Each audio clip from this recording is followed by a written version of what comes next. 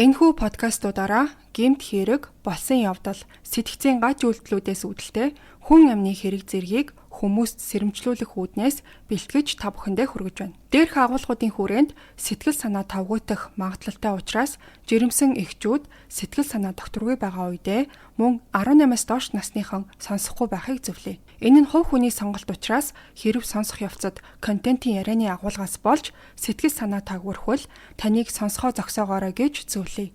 Crime Station Podcast.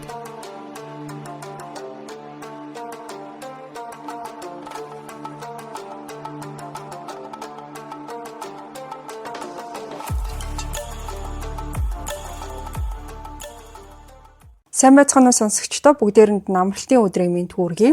За тэгэхээр энэ удаагийн дугаараар би та бүхэнд Холливуудын түүхэнд хараар бичигдэж үлдсэн одоогоос 2-7 хоногийн өмнө буюу 25 оны 12 сарын 14-ний өдөр болж өнгөрсөн гэмт хэргийг ярьж өгөхгүй сууж гин. Ярих зүйл нэлээд ихтэй болохоор шууд хэдүүлээ гол яриараагаа орцгоё. За тэгэхээр хохирогч Rob Reiner гэх хүн байгаа. За энэ хүний талаар эхлээд хэдүүлээ ойлголттой болох хэрэгтэй байх. 1970-ад оны дунд үед Америкийн бараг 20 сая гаруй үзэгчид хагас өдрийн орой болгон All in the Family гэд тухайн цаг үедээ хамгийн их үзэгчдтэй байсан гэгддэг цувралыг шимтэн үздэг байсан юм байна. За энэ цувралд бол магистрийн оюутны дүрийг бүтээж гол дүрийн эсрэг дүр болж гардаг залуу жүжигчин нь өнөөдрийн яригдж байгаа Rob Reiner гэдэг хүн байсан. За энэ нэр бараг аль болгоны мэддэг нэр болж Холливуудад нэр хүнд нь улам бүр өсөөд When Harry Met Sally, The Princess Bride, A Few Good Men гэх мэт домогт кинонуудыг хожим нь найруулсан шилдэг кино найруулагч болсон түүхтэй юм байна. За тэр бол Penny Marshall гэх эмэгтэйтэй анх гэрлээд Penny-гийн охиныг бол өргөж авчижсэн. За харин дараа нь бол Michelle Singer гэх эмэгтэйтэй гэрлээд Jake, Nick, Romy гэд 3 хүүхэдтэй болсон. За тэдний гэр бүл Лос Анжелес хотын Brentwood дүүрэгт байрлах 10 сая долларын үнэтэй асар том харшид амьдарч исэн ч гэсэн яг энэ байшинда Rob, Michelle хоёр онц хэрсгийгээр алуулж амь насаа алдсан. За зарим хүмүүсийн ярьж байгаагаар бол та бүхэн нөгөө Nicole Simpson гэд мэдэх бах маш хэрцгийгээр нөхөртөө алуулаад амь насаа алдсан ийм хэрэг урд нь манай сугаараас ярьж исэн. За тэгсэн чинь энэ яг Brentwood гэд дүүргийн эдний байшингаас холгүйхэн Nicole Simpson-ы гэр нь байдаг. Тэнд тэр хутгалуулж нас орсон хэрэг бас үүлдэгдэжсэн. Тэгэхээр ингээд маш ойрхон хоёр газар хутгалуулж амиа алдсан хэрэг давхцсан энэ гэсэн тийм ярианууд бас нэлээх байлаа. За гэмт хэрэг гарсан өдөр Rob, Michelle хоёр Conan O'Brien-ы гэрт зохион байгуулагдсан Зулс сарын баяр бидний ярьдгаар бол шинэ жилийн баярын үдшилтэд явж очсон юм байна. Тэр хоёртой хамт тэдний 32 настай хүү Nick Reiner бол хамт очсон байсан. Гэхдээ тухайн үдшилтэг дээр нэг таагүй зүйл болоод Nick тэндээс төрүүлээд гараа явсан. Тэр шөндөө хосууд амиа алдаад цагдаа нар шуурхай ажиллаж цуглуулсан нотлох баримтуудаа үндэслээд тэдний хүү Nick Reiner-ыг сэжигтнээр баривчилж саатуулсан байгаа. За ингээд энэ гэмт хэрэг гарсны дараа Америк даяараа тэдний гэрт яг юу болж өнгөрсөн талаар бараг бүхий л мэдээллийн сайт, YouTube хуудасуудаар цацагдаж шуугиж эхэлсэн. За мөрдөн байцаагчид бол энэ хэргийг шалгах явцдаа шинэ баримтуудыг нийтэд дэлгэж эхэлсэн. За сүүлд гарсан задлан шинжилгээний дүгнэлтээр бол Michelle Reiner хоолоогоо хэрчүүлж амьсгал хураахаасаа өмнө амьд үлдэхийн тулд нэлээд тийм цөхрөнгөө барж тэмцсэн гэдгийг нь илтгэх шархууд хоёр гарын шуух хэсгээр хамгаалалтын шархнаас нь тодорхой харагдчихсэн гэж дурддагдсан байсан. За хяналтын камераас харахад бол нэг аллага үйлцснийхээ дараа байшинд бараг 90 орчим минут байж агаад нотлох баримтуудаа арилгасны дараа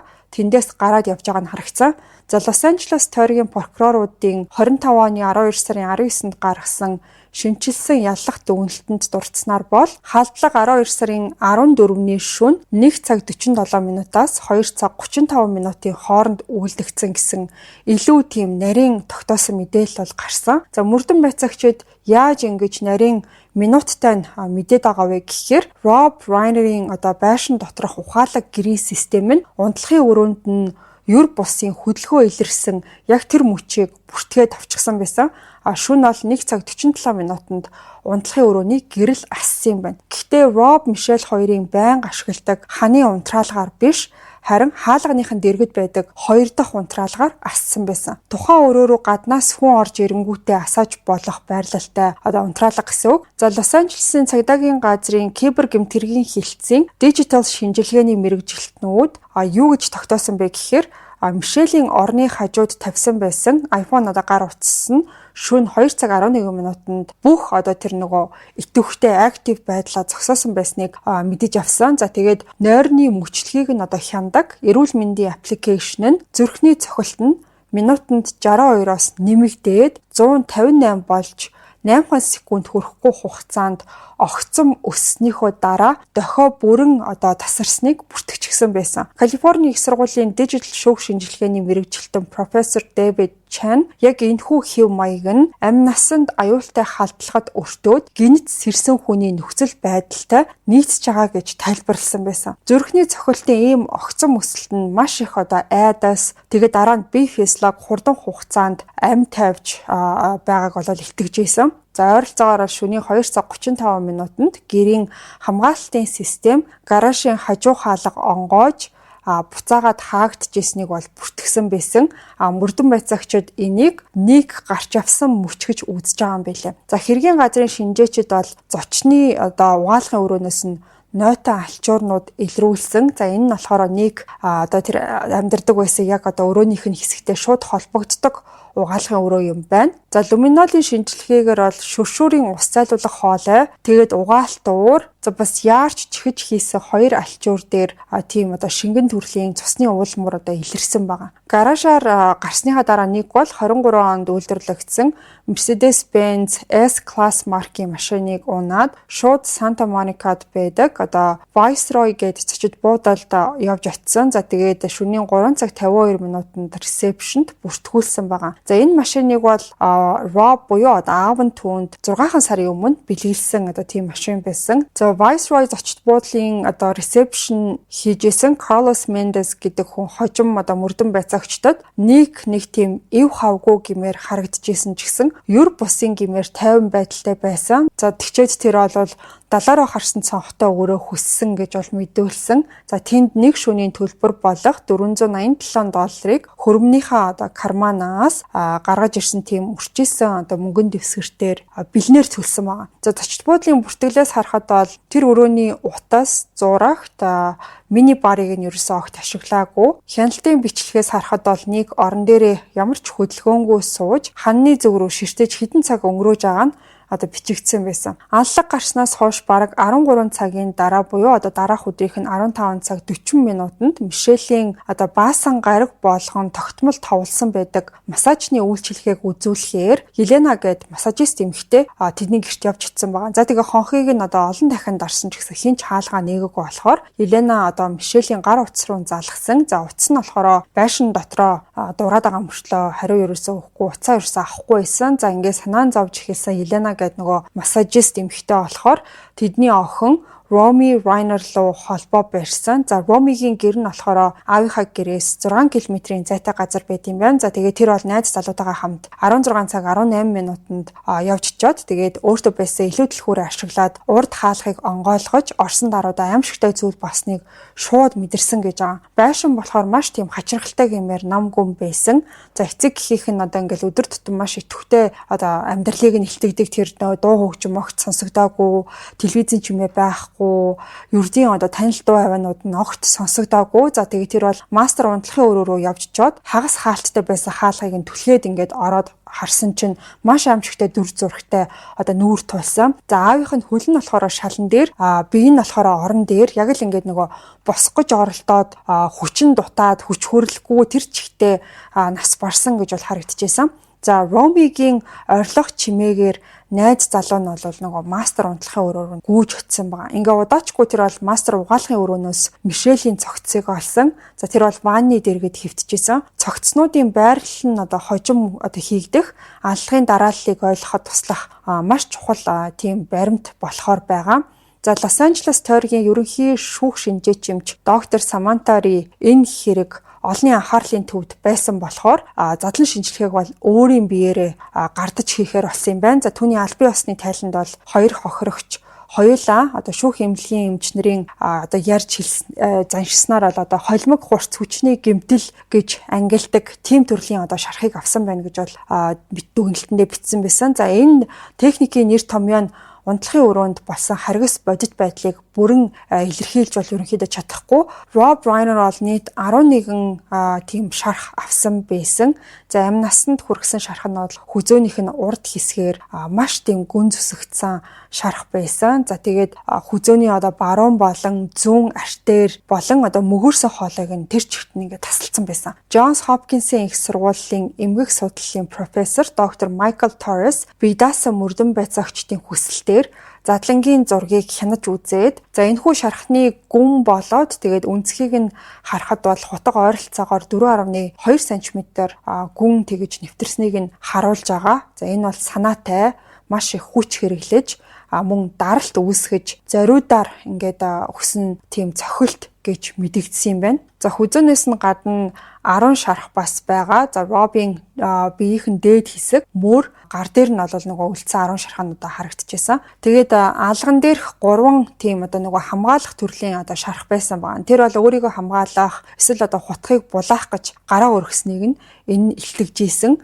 Роб магадгүй хөвтж байхдаа эхлээд халдлагад өртөөд өөрийгөө хамгаалах гэж оролцсны эцэст хамгийн сүүлд тэр нөгөө хүзөөнийхөө шархыг авч тэр нь үхэлд хүргэсэн гэж бол таамагласан. Харин Мишелийн авсан гэмтлүүд нь бүрч илүү их сэтгэл эмзэглүүлмээр байсан. Тэр бол нийт 14 шарх авсан байсан. За амь насанд хүргэсэн хоолойн одоо тэр зүсэлт нь бараг 7 инчийн урттай байсан. Гэхдээ Rob Reiner-аас өөр нь юу байсан гэхээр Мишель болохоор орноосоо босож амжсан байсан.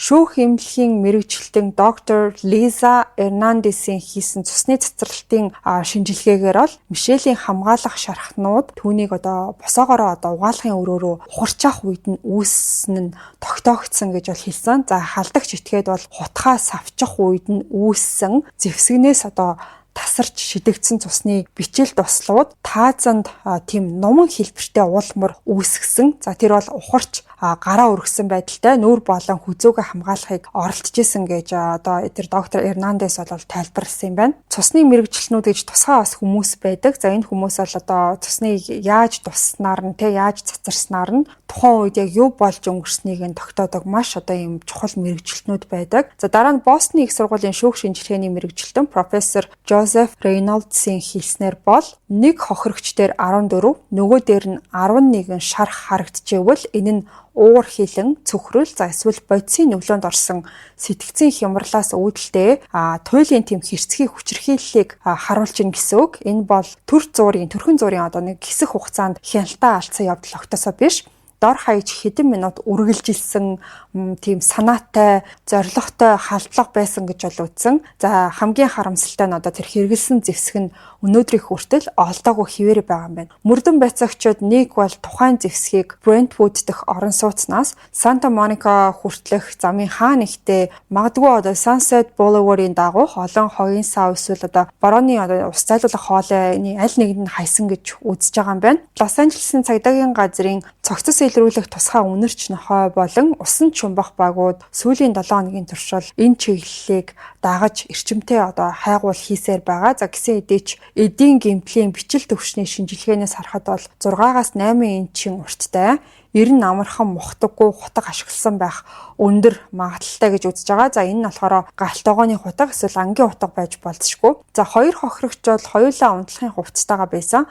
Унтлагын өрөөнд хүчээр нэвтэрсэн уул мөр ерөөсөй байгаагүй. Тавилга одоо эргэн тойронд тийм тэмцэлсэн шинж ч гэсэн илрээгүй. Хохирогчид байршлаа өөрчилснөөс бусдаар бол бүх зүйл байранда байсан. За энэ нь бол тэд унтж байхдаа эсвэл дөнгөж сэрснийхээ дараа халдлагад өөрчлөсөн. За тэгээд зугтах, өөрийгөө хамгаалах ямар ч боломжгүй байсан гэдгийг нь илтгэж байгаа. Цусны тархалтын хэв шинжийн шинжилгээгээр бол Rob, Michelle хоёрод хоёулаа анхны шархнуудаа авсныхаа дараа богино хугацаанд амьд байсан тогтоогдсон юм байна. За өөрөөр хэлэх юм бол халдлагын ядаж тодорхой хэсэгт нь тэд бол одоо оюун ухаантай тэг юу болж байгааг ойлгож исэн гэсэн. Тэдний амьдралын сүүлчийн мөчүүд ингээд төсөөлшгүй айдас донд өнгөрсөн. За тэг гэрт нь ол чөлөөтэй нэвтрэх, итгэлийг нь бүрэн хүлээсэн нэгний урвалтанд өртсөн ийм нэг аимшигтай хэрэг байсан. За ингээд ийм нэг маш хэрцгий хэрэг гарсныг баг өдөр болгон мэдээллийн агентлагууд байнга шинчилж апдейтэд мэдээллүүд нийтэд бол хүргэж исэн. Тэгээ дараа нь болсон нэг үйл явдал олныг бол бас л эвгүйцүүлсэн. За яасан гэсэн чинь Nick Reiner Америкийн хамгийн үнэтэй эрүүгийн өмгөөлөгчдийн нэгийг хөсөлчихсөн байсан. За тэр хүн нь бол Alan Jackson гэх нэртэй. За тэгээд Америкийн баг ихэнх гэр бүлийг дампууруулах хэмжээний өмгөөллийн хөлс авдаг. Нэг тийм нэртэй эрүүгийн өмгөөлөгч юм байна. Тэгээд зөвхөн нэг цагийн ажлын хөлс нь $2000 байдгийн байна. Nick-ийн хувьд бол 1-р зэргийн 2 хүн амны хэрэг. За тэгээд дээрэс нь хэдэн сар үргэлжлэх нь тодорхой байгаа. Шүүх хурал зэргийг харгалзаж үзээд дээрэс нь нэмээд мөрдөн байцаагчид, шүүх шинжилгээний зөвлөхүүд, сэтгцийн эмчнэр гээд бүх зардлыг нь багтаахаар нийт өртгөх нь бол $12 сая давах магадaltaй гэж хуульчид таамаглаж байгаа юм билэ. За хамгийн сонин нь Nick Reiner албан ёсоор бүртгэгдсэн орлого байхгүй. Нөгөө орлогоо нотол гэж яриад байдсан шүү дээ. Тийм зүйл огт байхгүй гэсэн. За түүний хамгийн сүүлд ажилласан газар нь бол эцгийнхээ 2016 оны кинонд богино хугацаанд продакшны туслах хийсэн ажил байсан. Тэгээ жилийн ойролцоогоор $45,000 цалинтай 8 сараас ч бага хугацаанд тухайн ажил нь бол үргэлжилсэн юм байна. За тэгээ тэрнээс хойш Ник бол эцэг эхийнхээ өгсөн мөнгөнд бүрэн найдаж амьдарч байсан. За тэдний нөгөө гэрийнх нь хажууханд байдаг тэр зочны байшинд нь амьдраад ээж аавынхаа машинуудыг унаад данстай нь холбогдсон байдаг кредит картуудыг ашигласаар ирсэн. За 12 дугаар сарын 18-нд бол The Hollywood Reporter-ийн ерэн сурвалжлах сэтгүүлчид шүүхийн баримтуудыг илрүүлээд цочирдом нэг баримтыг олон нийтэд дэлгэж харуулсан. За өмгөөллийн зардлууд нь 2003 онд Rob Michelle нарын байгуулсан ойролцоогоор $214 сая үнэлгээтэй Reiner-ийн гэр бүлийн хөрөнгийн сангаас тэр зардал нь өмгөөлийн зардал гэсэн үг шүү дээ. Шууд гарч байгаа гэсэн ийм сонир мэдээлэлсэн. Гэснээр айгүй ийм бодлоонтой энэ хөрөнгийн санд хэрэгт яллагдагчаар татагдсан Nick Reiner хандах юусоо ирэхгүй. Харин Rob-ийн охин Romy Reiner тэгээд олон жил менежер нь ажилласан гэх Gerald Steinberg гэдэг хүмүүс Nick тухайн хөрөнгийн санд нь хандах эрхийг нь олгочихсон байсан. Энэ шийдвэр сүүлдээ Rob Reiner-ийн гэр бүлийг хагаралдуулах маш том үйл явц болсон. Нэрээ нууцлах нөхцөлтөөр ярьсан гэр бүлийн ойрын их сурвалжуудын хийснээр бол Romy бусад төрөл төрөсөдтэйгөө ширүүн баргалцсан. Тэгээд тэд бол нэгд зөвхөн улсын өмгөөлөгч оноох ёстой гэж үзэж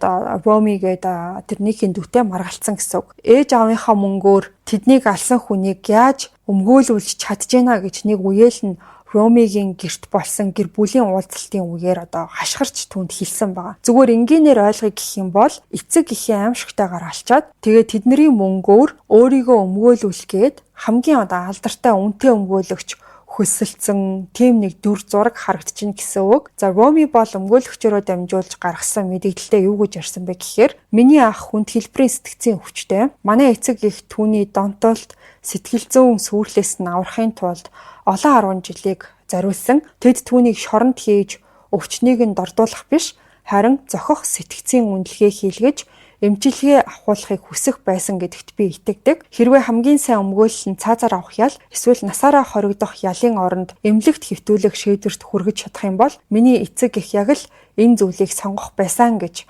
өөрөө ярьсан байсан. Лос Анжелесийн нэртэй өмгөөлөгч Shira Weissman энэ зохицуулалт болохоор Калифорни мужийн хуулийн хүрээнд бол зөвшөөрөгдөх боломжтой гэж баталсан. За алхад буруутай тогтоогдоод хууль нь хэрэгжиж хохирогчдоос өв залгамжлахыг хориглох хүртэл хөрөнгийн сангаас шаардлагатай гэж үзсэн зардлуудыг зөвшөөрөх эрхтэй гэж заагдсан байт юм. Гэхдээ энэ зохицуулалт нь бас ноцтой эрсдэл дагуулдаг гэдгийг тэр бол онцлсан. Хэрвээ Nick Reiner буруутай гэдгийг тогтоогдох юм бол түүний өмгөөллийн зардлыг зохисгүй хуваарлалт байсан гэж маргах боломжтой байт юм байна. Улс болгоны тэгээд том гүрнээр авч үзэх юм бол дотроо ингээд мууж мужаараа бас хуулийн зохицуулалт нь өөр байдаг гэдгийг энэ жишээн дээрээс бас харж болохоор байна. Ярьж ойлгуулахад бол нэлээд тийм төвөгтэй хуулийн зохицуулалт байсан ч гэсэн та бүхэнд ойлгомжтой байдлаар тайлбарлахыг би хичээлээ. За тэгэхээр энэ хэрэг бол сошиал орчинд маш олон маргааны хонцод дагуулсан.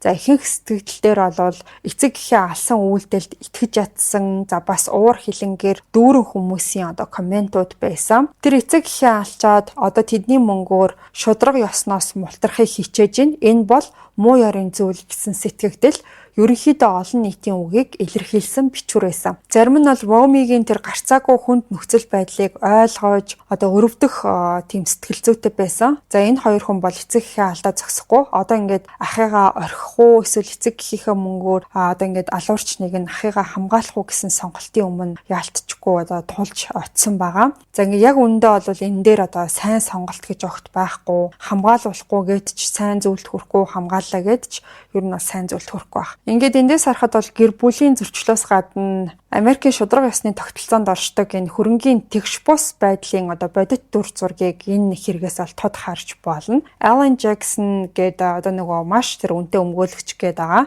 Энэ хүн бол зөвхөн хит баян хүмүүс эсвэл дэлхийд даяар алдартай хүмүүсийг төлөөлж өмгөөлдөг ийм нэг хүн юм байна. За тэгээд preliminary hearing буюу урьдчилсан сонсгол гэж боолдог. Шүүхийн танхимд очиж яг ямар ял өөрт нь тулгаж байгаа. За тэгээд өмгөөлөгч нь ямар хүсэлтэй энэ төр байгаа талаар богино хугацаанд хилэлцээд дуусгах шүүх хурал болдог. За Ник бол анхны шүүх хуралдаа явж очихдоо тэс өөр хүн болж хувирсан байсан. За нэгэн цагт Холливуудын маш баян айлын эрх танхил хүү гэж харагддаг байсан хүн ингэж өөрчлөгдсөн байдалтай ирнэ гэж ерөнхийдөө хинч төсөөлөөгүй байсан гэсэн үг. За 2025 оны 12 сарын 16-нд Ник баригдсанаас хойш анхны удаа олонний өмнө ил гарч ирсэн. Шүүх хурал нь Лос Анжелесийн төвд байрладаг Clara Shortridge эрүүгийн шүүхийн төвдөл болсон юм байна. За ихэвчлэн хэвлэлийн камеруудад нээлттэй байдаг шүүх танхимыг шүүхийн захирамжаар дүрс бичлэг хийхийг хориглосон явдал нь олон нийтийн сонирхлыг улам бүр нэмэгдүүлсэн байгаа. Хаалттай тэгээд ийм нууцлаг байх тусмаа хүмүүсийн анхаарлыг татжээдгийн жишээ болсон гэсэн үг. За хуралдаанд оролцсон ажиглагчдын хэлснээр бол нэг баривчлагдах үеийн зургууд дээрх тэр эв хавгүй тийм нэг замбраагүй төрхтэй хүнээс огт өөр залууг харсан гэдгийг бол хэлсэн. За нэг бол шоронгийн стандарт гэгддэг тийм цэнхэр өнгийн комбинезон өмсөөд үсээ дөнгөж саяхан ингээд засуулсан гэмээр байдалтай. Тэгээд сахлаа бас тэрхэн хуссан байсан. За гэхдээ хамгийн их анхаарал татсан зүйл нь бол түүний царай дүр төрх байсан. За тэр бол бүр ямар ч сэтгэл хөдлөл гаргаагүй тэр явдал нь хүмүүсийг нэлээд цочирдуулсан байгаа. Тэр яг л манекен шиг харагдажсэн гэж нэг шүүхийн сурвалжлагч бол тэмдэглэсэн байсан. За ямар ч нулимс гаргаагүй, ямар ч тийм санаа совсон шинжгүй, нэг тийм дотроо хөндий хоосон ч юм шиг ямар ч хөдөлгөөнгүй нэг зүг рүү ширтээд. За тэгээ түүний хажуу талд нь болохоор Саарл өнгийн Tom Ford брендийн хослол өмссөн өөртөө маш тийм ихтгэлтэй төрхтэй Alan Jackson гэдэг өмгөөлөгч нь зогсож исэн юм байна. За Jackson бол нотлох баримтын материалуудтай танилцах, за дээрэс нь сэтгцийн мэрэгчлэнүүдтэй зөвлөлтөхөд нэмэлт хугацаа бидэнд хэрэгтэй гэсэн үндслэлээр аль бие усны сонсголын хурлыг хойшлуулах хүсэлт гаргасан юм байна. Ноён Reiner ямар нэг мэдүүлэг өгөхөөсөө өмнө өөрт нь тулгаж байгаа ял болон боломжит сонголтуудаа бүрэн ойлгохыг хүсэж гин гэж Alan Jackson шүүгч Мария Гонсалес тийм маш тайван тийм мэрэгжлийн өнгө аясаар тайлбарлаж хэлсэн байгаа. За энэ хэрэг дээр ажиллаж байгаа прокурор болохоор нийт 19 жилийн туршлагатай 94%-аас дээш давсан яллах амжилттай тийм дэд тойргийн прокурор Nathan Hochman гэж хүн байгаа. За 94%-аас дээш энэ хүн бол ялалт байгуулдаг тийм мундаг прокурор гэсэн үг. За энэ хүн бол шүүх хурлыг хойшлуулъя гэдэг саналыг болгохт эсэргүүцээгүй. Нотлох баримтууд нь Никийг яаж исэн ч бараг яллаж чадхаар бат бөх гэдгийг онцолж хэлсэн байгаа. Өмгөөлийн тал бэлэн болсон даруйд ард эргээд хэргийг хянан шийдвэрлэхэд бэлэн энэ хэргийн нотлох баримтууд асар хүчтэй. Rob болон Michelle Reiner нарт шудраг ёсыг тогтоох болно гэж прокурор Nathan Hochman мэдэгдсэн. За ард эргээд хэргийг хянан шийдвэрлэхэд бэлэн гэхээр бол тангарахтны шүүгчид хэргийг шүүнэ гэж ойлгож болно. За анхны шүүх хурлын үеэр нэг ам нээсэн цорын ганц мөч нь болохоор өөрийнхөө эрхийг хүлээн зөвшөөрөх үе байсан. За шүүгч Gonzalez, ноён Reiner та өөрийн эрхийн хүрээнд шүүх хуралдаа 2026 оны 1 сарын 7-ны хүртэл хойшлуулахыг хүлээн зөвшөөрч гинүү гэж асуухад Ник бараг шивнэх төдий хоолойгоор Yes Your Honor буюу тийм ээ эрхэм шүүгчээ гэж хариулсан. За ямар ч тайлбар, ямар ч сэтгэл хөдлөлгүй ердөөл ингэж хэлэх ёстой гэсэн байдлаар дагаж мөрдсөн тийм үйлдэл байсан. За энэ хуралдаан нь болохоор 11 минутаас ч бага хугацаанд үргэлжлээд дууссан байгаа. За Никийг хажуугийн хаалгаар дамжуулаад 20 өрөө рүү буцааж авч явах үед тэр бол танхимд нам гөмхөн уйлаад мэгшээ сууж исэн дүү Ромигийнхаа зүг рүү за түүнийг хүрээлэл сууж исэн бусад гэр бүлийнхээ ямар ч гишүүнлөө огт хараагүй таг гөлийгөө урагшаа ширтгэхээс өөр юу ч хийгээгүй байж байгаа. Тэгээ танхимаас бол гараа явсан. Подкастын ивент итгэгч Skin Farm Clinic. Гоо сайхан арьс арчилгааны талаар хүмүүсийн хамгийн их асуудаг зүйл бол хаана, яаж, ямар эмчилгээ хийлэгвэл аюулгүй, натурал үр дүнтэй байх вэ гэсэн асуулт байдаг. Skin Farm Clinic нь 2020 оноос хойш зөвхөн месийн бус гоо заслын натурал төрхийг хадгалсан эмчилгээгээр дагнаж үйл ажиллагаагаа явуулж байгаа. Зорилго нь таны төрхийг өөрчлөх биш, харин урт хугацаанд эрүүл, тойлохоор залуухан харагдуулахад оршдог. Одоо Skin Farm Clinic маань маш гоё giveaway зарласан байгаа юм билээ. Сэвх нөсөө толгой арилгахыг хүсэж байгаа хүмүүст зориулаад 2 Азтан тус бүр 5,500,000 төгрөгийн эмчилгээний эрхийн эзэн болох юм байна. Азтанг 26 оны 1 сарын 1-нд тодруулах юм байна. Giveaway-д яаж оролцох болон бусад дэлгэрэнгүй мэдээллийн линкийг description хэсэгт оруулъя. Бүгдээрэнд нь аз хүсье. Подкастын ивент итгэгч Skin Farm Clinic. За дараагийн шийдвэрлэх өдөр болох 1 сарын 7-ны шүүх хуралдаанаар нэг хэрэгээ хүлээн зөвшөөрөх хэсэх барьцааны ямар нөхцөл хилэлцэх боломжтой. За гаднаас нь харахад бараг ялагдчихгүй юм шиг санагдах энэ хэргийг өмгөөллийн тал нь яаж барьж тогтоохыг харах үлдсэн байгаа. За тэгэхээр хэдүүлээ хуулийн талаарх яриагаа төр завсарлаад Nick Reiner гэх хүний энэ цаг мөч хүртэлх Эдрэтийн амьдралын замналын талаар ойлголттой болцгоё. За Nicholas Carl Reiner 1993 оны 10 сарын 16-нд Rob Reiner болон Michelle Singer Reiner нарын хүү болж мэндэлсэн. За тэр бол Brentwood-д байрладаг. 9 сая $9 үнэтэй тансаг тийм эдлэнд өсөж шилдэг хувийн сургуулиудад суралцаж за ихэнх хүмүүсийн бүр мөрөөдөөд ч хүрч чадхааргүй тийм их боломжуудыг эдэлж исэн. За гэхдээ 2008 он гэхэд 15 настайдаа Crossroads School for Arts and Sciences сургуульд суралцж байх үедээ Ник бол аль хэдийнэ героин, кокаин зэрэг бодисуудыг туршиж үтсэн байсан. За эдгээр нь бол түүний дараагийн 17 жилийнхэн амьдралыг бүхэлд нь ингээд захирж исэн гэж хэлж болно. За тухайн үеийн найзууд нь түүнийг гэр бүлийнхээ алдар нэрэнд боомлогдсон юм шиг тийм мэдрэмжтэй өсвөр насны хүү байсан гэж бол дурсдаг юм байна. Тэр бол өөрийгөө хинч биш, ерөөсөө онцгой хүн биш гэж бусдад танилцуулдаг байсан. Аавынхаа талаар огт дурддаггүй гэж нэрээ нууцлахыг хүссэн нэг ангийнхан найз нь бас ярьсан байсан. Гэхдээ түүнийг бол бүгд мэдчихсэн. Тэр бол маш алдартай жүжигчэд найруулагчдын өвийг хизээч гүйцэхгүй юм шиг санагддаг байсан гэж би боддог. Хар тамхи түүнд зүхтах гарц нь болсон гэж нэмж ярьсан байсан. Rob, Michelle хоёр бол энэ асуудлыг ер нь нэлээд эртнээс л анзаарч эхэлсэн юм байна. Нэг 2009 онд 16 настайдаа анхны удаа rehab буюу нөхөн сэргээх төвд очсон байдаг. За Малибуд байрлах тансаг эмчилгээний төвийн 90 хоногийн хөтөлбөр нойролцоогоор $65,000 өртөгтэй байсан. За тэгээд тухайн нөхөн сэргээх эмнэлгээс гарсныхаа дараа тэр бол 47 хоног sober гэдэг цэвэр байж чадсан, хэрэглэхгүй байж чадсан. Гэхдээ тэрнийхээ дараачаас дахиад хэрэглээд эхэлсэн. Ер нь бол гараал буцаж ороод байдал ерөөсөө дээрдэггүй. За нэг болохоор өөрөө 2016 онд өгсөн нэг ярилцлагатаа 25 нас хүрэхээс өмнө дор хаяж 22 эсвэл 23 өөр тийм нөхөн сэргээх хөтөлбөрөөр бол дамжсан гэдгийг ярьсан. 2010-аас 2015 оны хоорондох жилүүдэд болохоор түүний амьдралын хамгийн харанхуй үе байсан юм байна.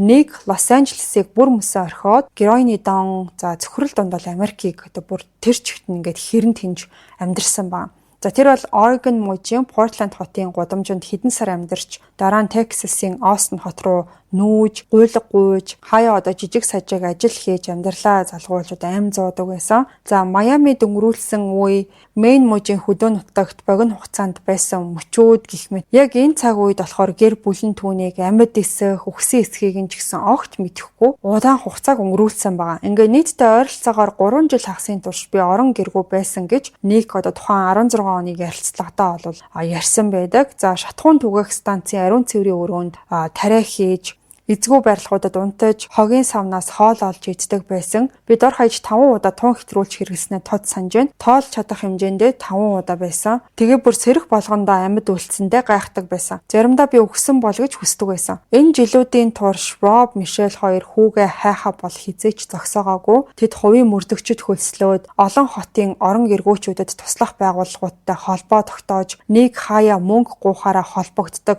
найзуудаар нь дамжуулан хаана юу хийж явааг нь мэдхийг оролддог байсан. Роб хожим нь энэ хэцүү үеийг эцэг хүний хувьд мэдэрчээс хамгийн арчаагүй мэдрэмж байсан гэж тодорхойлсон байдаг. Хүүхэд чинь өөрийгөө аажмаар устгаж байгааг мэдж байгаа мөртлөө юу ч хийж чадахгүй байх хамгийн муухай мэдрэмж гэж ярьсан байдаг. 2015 онд нэг багахан хэмжээний ихтгэл найдвар авчирсан зүйл болсон нь юу гэхээр нэг тухайн үед 8 сарын турш огт хар тамхи хэрэглэхгүй явсан юм байна. За энэ нь бол 14 настайгаас нь хойшох хамгийн удаан хэрэглээгүй явсан үе байсан. За Роб бол энэ үеийг ашиглаад хүүтэйгээ хамт нэг төсөл дээр ажиллахаар шийдсэн нь Being Charlie гэдэг кино байсан. За энэ кино болохоор Nick-ийн Don't Talk Experiences сэтгүүлсэн бүтээл байсан. За зохиол бичих явцсан эцэг хүү хоёрыг бол олон жилийн дараа урд нь ерөөсөө байгаагүйгээрээ илүү ойртуулж чадсан гэдэг. За Nick бол Brentwood дэх хэдлэндээ буцаж жоод өдөр болгон 12 алхмын уулзалтанд оролцож амьдралаа дахин босгох чин хүсэлтэй юм шиг бол харагдчихсан. За гэхдээ Hollywood гэдэг газар нь өөрөө донтолтоос эдгэрч байгаа анхан шатандаа яваа хүнд бол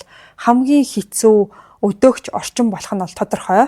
За movie entertainment-ийн үдшилгүүд, за тэгэл дээрэс нь танилын холбоо сүлжээ тогтоох арга хэмжээнүүд нь бас л буруугаар нэг нөлөөлөгөөд түүнийг хар тамхинд буцаад амархан хүрэх таатай нөхцөлийг нь бүрдүүлж гисэн. Ингээд 2016 оны дунд үе гэхэд тэр ахаад уналтанд орсон байгаа. 2018 он гэхэд нэг дахиад өдөр болгон героин хэрэглэдэг болсон байсан. За тухайн ондоо нэг хүчтэй хар тамхины хэрэглээнийхээ үеэр нэг амьдарч исэн эцэг эхийнхээ амьдардаг байшингийн хажуугийн зочны байшингийнхан нэлээд хэсгийг нь сүйтгээд хоёр ширхэг автгаад дэлгэцтэй зургатаа эвдлээд гэрлийн тоноглолуудыг нь хаахлаад гипсэн хананд нь баахан нүх гаргаад угаалгын өрөөний бүх карантуудыг олон цагаар нээлттэй орхиод усаар тэр чигтэн дүүргэж исэн юм байна. За Роб, Мишель хоёр болохоор амралтын өдрүүдийн аяллаасаа буцаж ирэх үеэр $30,000 хөрөнгийн хохирол, за тэгээ баахан эвдэлж сүтгсэн юмны хажууд ухаангүй хэвтчихсэн нэг. За тэгээ гарийнх нь ойролцоо болохоор тариур байгааг бол олж харсан байна. За ингээд энэ удаад тэд бол маш хатуу арга хэрэглэхээр шийдсэн. За энэ тэдний хувьд эцсийн шатны хатуу арга хэмжээ байсан. За хамгийн багадаа 18 сарын хугацаатай урт хугацааны эмчилгээний хөтөлбөрт орох. За эсвэл тухайн байшин тэр чигтэнд орхих гэсэн ийм сонголт өгсөн байна. За тэгсэн чинь тухайн үед нэг болохоор энэ шийдвэрийг дагаач гэдэг юм уу. Ямар ч тийм хариу өгөөгүй 6 сарын турш алга болсон байна. За тэгээ хожим нь болохоор гэр бүлийнх нь Лос Анжелест байхад нь олсон нэг голын ойр орчимд байрладаг тийм баахан нэг майхангууд барьсан тийм газар амьдраад за тэгээ хар тамхи хэрэглэхийн тулд хаяа барилга дээр өдрийн цагаар ажил хийдэг байсныг нь олж мэдсэн. За 2020 он гэхэд COVID-19 цар тахал өөр нэг хямралыг бол тэдэнд авчирсан байгаа. За тухайн үед нэг болохоор 30 нас нэлээд дөхчгсөн байсан. Хаа нэгтээ явж байгаа дамнасаа алдах ч юм уу, тунгаа хэтрүүлээд нас барахч магадлалтай болцсон нэг бол сүүлдээ бүр цөхрөнгөө бараад эцэг гэх рүүгээ холбоо барьсан юм байна. Тэгээд Никийг гудамжинд ганцаараа байж байгаад ингээд амиа алдах үедээ гэж айсан Роб, Мишель хоёр эцэстээ болол нэг шийдвэрийг гаргасан юм байна. Тэр хоёр Никийг зочны байранд биш харин яг өөрсдийнхөө амьдарч байсан тэр байрандаа оруулж ирэхийг бол зөвшөөрсөн байгаа. За ингэснээр түүнийг шууд хянах боломжтой болно гэж үзсэн юм байна. Бараг 5 жилийн турш бол ингээд ийм байдалтай байсан. Нэг бол эцэг эхтэйгээ хамт амьдарч байсан. Нэг өөрийн гэсэн унтлахын өрөөний ээж бүртэлтэй. За тэгээд хар тамхины донтолтыг эмчлэх тэр зөвлөгөөнд бол тогтмол бус байдлаар оролцдог. Сансаргүй байдлаар хар тамхины шинжилгээнд хамруулдаг байсан ч гэсэн тэднэрт нь бол байнга ундаг байсан маа. Өөрөөр хэлэх юм бол яг хар тамхи хэрэглэж байгаа гэдэг нь харагдахгүй байсан ч гэсэн нууцаар энэ хүн бол ээж автайгаа амьдарч байхдаа хүртэл хэрэглэдэг байсан гэсэн. Ингээд гэр бүлийн ойрын найзуудынх нь мэдээлснээр бол Роб, Мишель хоёр байнга ядарч туйлдсан байдалтай, тасралтгүй санаа зовсон байдалтай харагддаг байсан ч гэсэн хүүгээ орхих бол ямар ч тийм бодлого, орхих боломжгүй байдалд орсон юм шиг харагддаг байсан юм. Найруулагч Christopher Guest-ийн дурсснаар бол Роб нэгэнтээ хэрвээ би Никээс бууж өгөх юм бол түүнийг үхэл рүү нь явуулж ялж гин гэсэн үг. Би тэгэж чадах болохгүй гэж хэлсэн байдаг. Энэ хоёр хүн бол хүүгээ өөрсдийн аюулгүй байдлаас ч илүү их хайрлсан гэдэг нь энэс бол харагдаж байгаа. За 2024 оны 12 сараас өмнөх саруудад бол Никийн зам байдал нь улам бүр докторгүй болж тэр хүчтэй сэтгэл хөдлөлийн савлгаанд орж учир шалтгаангүйгээр хэдэн өдрөөр алга болчдөг. За тэгээ эцэг гэх нь тагнаж ийн гэж буруутгадаг, хөршүүд нь түүний эсрэг хуйлдаан зохиож ийн гэж ярьдаг. За одоогоор ямар ч ингээд төсөлгүй мөртлөө манай үеийн хамгийн агуу кино найруулагч би болно гэсэн тийм хэтрүүлсэн төрөгдлүүдийг маш их илэрхийлж ярих болсон юм байна. За Мишель бол 11-р сарын ихээр өөрийн ойрын найз Джейн Фондада би маш их айж гин, тэр улам бүрд ордож гин, ерөөсөө дээрцэн зүйл алга. Гэхдээ бид яах ёстой юм бэ? Тэр чинь бидний хүү шүү дээ гэж сэтгэлээ нээж бол ярьсан байсан. Бид яах ёстой юм бэ гэсэн асуулт Роб, Мишель хоёрын эцсийн мөчүүд хүртэл сүүдэр мэт ингээд хараар дагсан байгаа. Харамсалтай нь тэдний хайсан хариулт хизээч олдоогүй.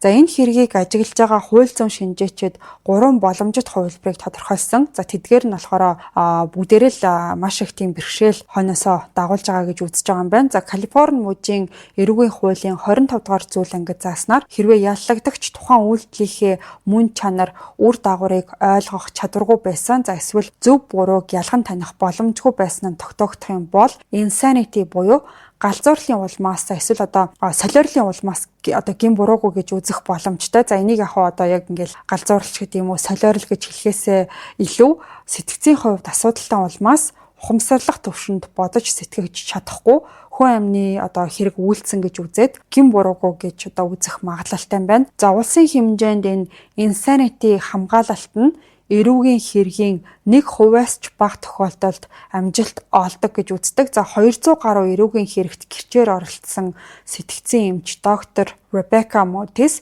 энэ бэрхшээлийг ингэж тайлбарласан байдаг. Гэмт хэрэг үйлдэх яг тэр мөчөд яллагдагч сэтгцийн хувьд ноцтой дороотолд орсон байсан тул өөрийн хийж буй зүйлийг огт ойлгох чадваргүй байсныг нотлох шаардлагатай. Зөвхөн мансууруулах бодисын нөлөө үүнд хангалтгүй гэсэн байсан. За үүнд болохоор хүнд хэлбэрийн сэтгцийн өвчний шинж тэмдгүүд, хий юм хардаг, төөрөгдөөл, бодит байдлаас бүрэн тасарсан байдал зэрэг нотлохоо хэрэгтэй болд юм байна. За нэг энэ босхийг давж чадах уу гэдэг нь бас л маш эргэлзээтэй. За шинэ жилийн үдшилэг дээрх түүний докторгүй зан аваар сэтгэл зүйн хямрал байсныг илтгэж болох ч гэсэн за түүнээс хойш хийсэн үйлдэлүүд нотлох баримтыг цэвэрлсэн, цочид буудлын руу явсан, буудлын мөнгийг төлсөн гэх мэт үйлдэлүүд ухамсартай, за тэгээд зоригтой үйлдэл байсныг нь харуулж байгаа. За прокурорууд энэ үйлдэлүүдийг нэг өөрийн хийсэн зүйлийн бурууг ойлгож исэн, бас хэрэг илэрхээс зайлсхийх арга хэмжээ авсныг нотлохоо гэж марах нь дамжиггүй. За хэрвээ Алан Жаксон нэг мансуурал эсвэл сэтгцийн өвчний улмаас урьдчилан төлөвлөж сайтар бодож үлдэх чадваргүй байсан гэдгийг тангархтнуудад итгүүлж чадах юм бол ял нь 2 дугаар зэргийн хүн амны хэрэг болж буурах боломжтой. Гэхдээ энэ стратеги нь ч гэсэн томоохон сааттай тулгарна. Эцэг ихтэйгээ урд нь олон удаа маргалцсан тухай баримтууд, бас төрхөн зур дэлбэртлээ ууралсан биш, харин 2-ын 2 хүнийг тэр тусмаа эцэг их хоёроо хоёуланг нь олон удаа хутгалж алсныг нь илтгэх маш олон шархнууд, тэгээд яг алий гэж зорж сонгосон зэвсэг гэх мэт энэ бүх зүйл урьдчилан төлөвлөж хүнөөсөн гэдгийг нь илтгэж байгаа. За тэрнээс гадна шинэ жилийн үдшилэг дээр болсон тэдний хоорондох ширүүн маргааныг нотлох олон гэрчүүд шүүхэд ирж мэдүүлэг өгөх боломжтой юм байна. За дугаарыг ихэнд та бүхэнд дурдчихсан шинэ жилийн үдшилэгний талаарх яриа руу одоо оръё. За Conan O'Brien жил болгон зул сарын баярын үдшилэг зохион байгуулдаг юм байна. Тэгээ энэ нь болохоор Холливуудын хамгийн их хүлээлттэй цугларалтын нэг байсаар ирсэн юм байна. За энэ үеэр зочилсан алдартнууд хоорондоо зугаацоож жилийн сүүлчийн өдрүүдээр тайвширлыг мэдэрч чөлөөтэй хоорондоо ярилцах тийм нэг аура бүрддэг гэсэн байна. Тэгээд Rob Reiner болон Michelle Reiner хоёр энэ үдшилэгт байнга урагддаг зочид байсан. За гэхдээ энэ жил бүх зүйл өөр байсан. Яагаад гэхээр тухайн орой тэд бол Никийг хамт дагуулад очсон байсан. За магадгүй дагуулж ирсэн энэ шийдвэр тэдний хувьд хэцүүхэн үр дагавартай байсан гэдгийг огт мэдээгүй байх. За Reiner-ийн гэр бүлийнхэнтэй ойр байдаг хүмүүсийн хэлснээр бол Rob, Michelle хоёр хүүдээ байнга санаа зовдог, хэрэг гарахаас өмнөх саруудад Никийн зан ааш улам бүр докторгүй болж шүн дөлөөр алга болчдог. За эсвэл генет зан авир нь өөрчлөгддөг. Эцэг гэх нь байнга л нойргүй хонож, цаг харгалзахгүй хизээл бол хизээ хэцүүхэн утасны дуудлага хүлээж авдаг. Тэр байдал нь одоо улам бүр ихсчихсэн байсан гэж бол ярьдаг. За ер нь бол ингээд ямар нэг таагүй үйл явдал болох гээд байгаа тэр red flag хэдэн сарын өмнөөс баг одоо байсан гэдгийг эндээс бол харж болохоор байна. За гисэн хэдийч тэд бол хүүгээ ганцаараа ингээд орхихоос одоо айж исэн. Ганцаараа үлдчих юм бол юу болохыг таашгүй гэж бол айж исэн. Тийм болохоор үдшилтэд хамт аваад явъя гэж шийдсэн байх. Тэгээ магадгүй тэнд очиод танил хүмүүстэйгээ уулзаад инээд хөөрөөр дүүрэн оройг өнгөрүүлэх нь Никийн сэтгэлийг одоо сэргээх байхаа гэж найдсан байх. За Ник бол анханасаа зочдын жагсаалтанд байгаагүй ч гэсэн Роб болохоор Конанд богинохон одоо мессеж бичээд нөхцөл байдлыг одоо тайлбарласан байгаа. За тэгээд сайхан сэтгэлтэй гэдгээрээ алдартай Конанд бол тэр дороо одоо хүүтэйгээ хамт ирэхийг нь бол зөвшөөрсөн байгаа. Ryan-ийн ирэхэд эхэндээ бүх зүйл маш энгийн хэвийн юм шиг харагдчихсэн. Rob бол хуучин найзуудтайгаа халуун дотор бинтлээд Conan тэднийг тэрвэрч угтсан. За Мишель бол тийм олонний анхаарлыг татсан хар бараа өнгийн одоо гоёмсог даашин зөмсөд маш тийм үзэсгэлэнтэй харагдчихсан. За харин Никийн байдал бусдаас илт ялгарч исэн. Зочид одоо инээлдэж ярилцж явах үед Ник арт талд нь үлдээж нэг тийм хуучирсан саарал цамц өмссөн. Малгайгаа болохоор нүрээ бараг халахлаад өмссөн байсан. За уг нь бол ингээд A-list одууд цугларч байгаа үдшилтэд ганган чамин гэснээ бусд нь одоо өмсөд ирсэн байхад нэг зүгээр л одоо гэрте байсан хувцастайгаа ирцээбүү гэмээр байдалтай харагдчихсан. За гэхдээ яг хуу энэ өмссөн зүйлс нь бол тийм ч чухал зүйл биш. За тэгээд нэг тухайн үдшилтэд явж очисныхоо дараа харц нь ерөөсө тогтож өгөхгүй ийш тийшээгээ гүгээд яг л тухайн өрөөнөөс ямар нэг зүйл хайгаад олж чадахгүй байгаа юм шиг бол харагдчихсан. Тэгээ удаачгүй өргөцсөн зочид түүний сонин одоо энергийг эхнээсээ анзаарч эхэлсэн байгаа. Хэд хэдэн зочдын хэлснээр бол нэг гинт хүмүүс дээр явж очисноо. Чиний бүтэн нэр чи юу вэ? Чи алдартай хүмүүс үү гэх мэт нэг тийм сонин асуултууд асууж хүмүүсийг одоо маш тийм тухгүй эвгүй байдалд оруулж исэн. За ихэнх зочид болохоор Никийг тоохгүй байхыг хичээж ээлдгээр хариулаад шалтак хилээд холдож явж исэн. За зарим нь бол бие биетэйгээ ярилцаж энэ залуу нэг л бишээ гэж бол шивнэлдэжсэн байгаа. Жүжигчин Jane Fonda сүүлд Никийг хит их ойртож зогсоод нүдэн анилгүй гөлрөөд зогсоход бол маш их чихүүц төрсөн гэж бол ярьсан байсан. За тэгээд өөр алдартнууд хоорондоо одоо юм яриа зогсож явахт нь яриаг нь дундуур нь орж таслах гэх мэт уур амьсгалыг тэр бол улам бүрд ордуулж эхэлсэн. За яриаг нь тасалсанд эвгүүцээд тэр хугацаанд орон зай олохыг Никээс хүсгэд тэр бол хэсэг хугацаанд чимээгүй харж зогсож ирсэн. Уурлаад холдоод явсан талаар Bill Hader гэдэг хүн бол сүүлд ярьсан байсан. За тэгээд тухайн оройны уур амьсгал нэг л хачин болж Мишель байдлыг зөөлрүүлэхийг оролдож инээмсэглэж ээлдгээр яриа өрнүүлж ч гэсэн үүдний хэсэг рүү байн харж одоо тийм ээлт санаа зовсон байдалтай гэдэг нь бол биеийн хилэмжээс нь харагдчихсан. За харин Rob өмнө тарихгүй байгаасаа гэсэн үднээс Никийг холоос чимээгүйхэн дагж исэн байгаа. Тэгээ галзуухны ойролцоо байсан нэг тэр аав нь одоо явж очиод мөрөн дээр нь гараа тавьж хөөмөн зүгээр үү гэж асууж ахыг ойролцоо байсан хүн сонссон юм байна. За Ник бол тэр үед нь хариу хэлээгүй. Тэр зүгээр л урагшаа ширтсэн чигээрээ чимээгүй тэгээд холдоод явсан. За тэгээ оройн 10 цагийн үед бол үдшилэг эд дундаа өрнөжөх үеэр Ryan-ийнхний хувьд бол байдал нэлээд одоо хурцдмал тал руугаа хазаацсан байсан.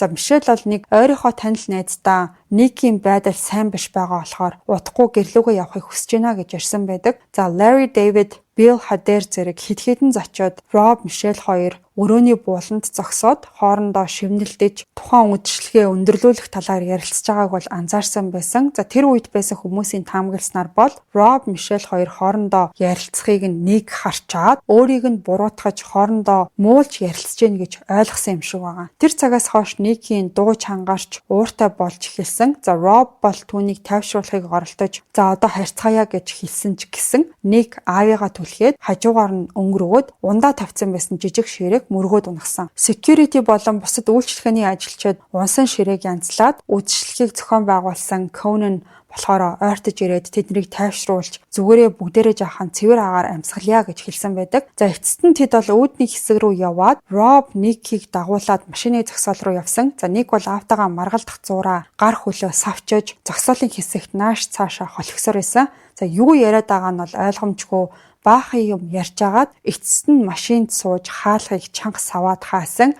За ингээд Ryan-ийн одоо гэр бүлийнхэн үдшилэг дуусгаас ч өмнө гэртээ харьцаасан. За ихэнх хүмүүсийн хувьд энэ оройны үйл явдал зүгээр л нэг эвгүй тийшээ хандсан. Тэгээ удахгүй бүх зүйл мартагдана гэж бол найдаж исэн. Харамсалтай нь Rob, Мишель хоёрын хувьд энэ нь тэдний амьдралын сүүлчийн мөчүүд байсан. За сүүлд мөрдөн шалгалтаар Brentwood-д байдаг хөршүүд нь шүн дунд бүдэг баадаг дуу тэгээд маргалтж байгаа гэмээр чимээ олж сонссон талаараа мэдүүлсэн байсан. За зарим нь болохоор үүнийг гэр бүлийн энгийн нэг шүний яриа гэж бодсон. За Холливуудыг цочроосон гэмт хэргийн төв цэг болно гэж хинч төсөөлөг байгаа. Цагдаа нар тэдний гэр бүл гэртээ харьсныхаа дараа яг юу болсон байж болохыг өөрсдийн таамгаараа төвшүүлсэн байгаа. За машины доторх уур амьсгал бол нэлээд тийм ширүүн байсан. Нэг баахан хүмүүсийн дунд намайг эвгүй байдалд оруулсан гэж эцэг эхээ буруутгаж Роб магадгүй нөхцөл байдлыг намжаахыг оролцсон. Гэхдээ байшиндаа явж орсны дараа маргаан дахиад дэгдсэн. Яагаад ингэж таамаглаж байна гэхээр нэгдүгээрт хөршүүдийнх нь мэдүүлэг байсан. Хоёрдугаарт бол шүүх шинжилгээний тайланд нэг аав руугаа дайрч хутгалах үеэрээ хүзүүг нь хөндлөн бас гүн огтлсон шарах байгааг онцлоод энэ шарах чихүүдээс хүрмээр нэг мессежийг илэрхийлсэн гэж үзсэн. За тэр нь shut up буюу амаа хамих гэсэн утгатай байж болзошгүйг илтгэсэн гэж таамагласан. Ингээд Ник Райнер гэх 32 настай асар их өвхөргтэй айлд төрж өссөн залуугийн үйлдсэн ийм нэг аимшигтай хэрэг байна. Эцэг эх нь хүүгээ хизээж хаялгүй хайрлаж, эцэс төгсгөлгүй зогсолтгүй түүнийг дэмжиж явсан ч сүүлдээ амь насыг нь бүрлгэж заримдаа хүн ингээд өөрийгөө сүйтгэх явдлыг зогсоож чаддаггүй гэдгийг сануулсан эвгүй гэмээр сургамжтай хэрэг байлаа. За энэ бүхний эцэст хар тамхиг энэ хэрэгт буруутгах бас хэцүү. Ямар нэг амьгүй зүйл рүү бурууч гэхээс өмнө хүний нэг удаагийн тэнэг сонголт насан туршид үргэлжлэх аимшигтай зүйлийн эхлэл байж болдог гэдгийг хэлмээр санагдлаа. Та бүхэн энэ хэрэгээс бас нэлээд олон зүйлийг өөрсдөө ухаж ойлгосон байх. Хар таймах, айрах, сэтгцэд нөлөөлөх ямар нэг зүйлсээс өөрийгөө үргэлж хол байлгаарай. Он гараад энэ хүү хэрэг маань яаж ирэх нөө магадгүй нэлээд олонний анхаарлыг татсан зүйлсүүд бас дахиж сөхөгдөж гарч ирэх юм бол part 2-ыг хийж магадгүй. Ингээд энэ удаагийн подкасттай хамт байсан нийт сонсогчдод баярлалаа. Подкастын ивент тэтгэгчээр Skin Farm Clinic ажиллаа. Өнөөдрийн яригдсан сэдв бас нэлээд төвөгтэй хэцүү ярахад нэлээд адармаатай байлаа. За ингээд бүгдээрээ амралтын өдрөө аятгатай сайхан өнгөрүүлээрэ бүгдэнд нь сэтгэл зүйн амар амгалан хүсье. Эх 7 хоногийн мягмар гарагт бас нэгэн сонирхолтой дугаараар эргээд уулзъя.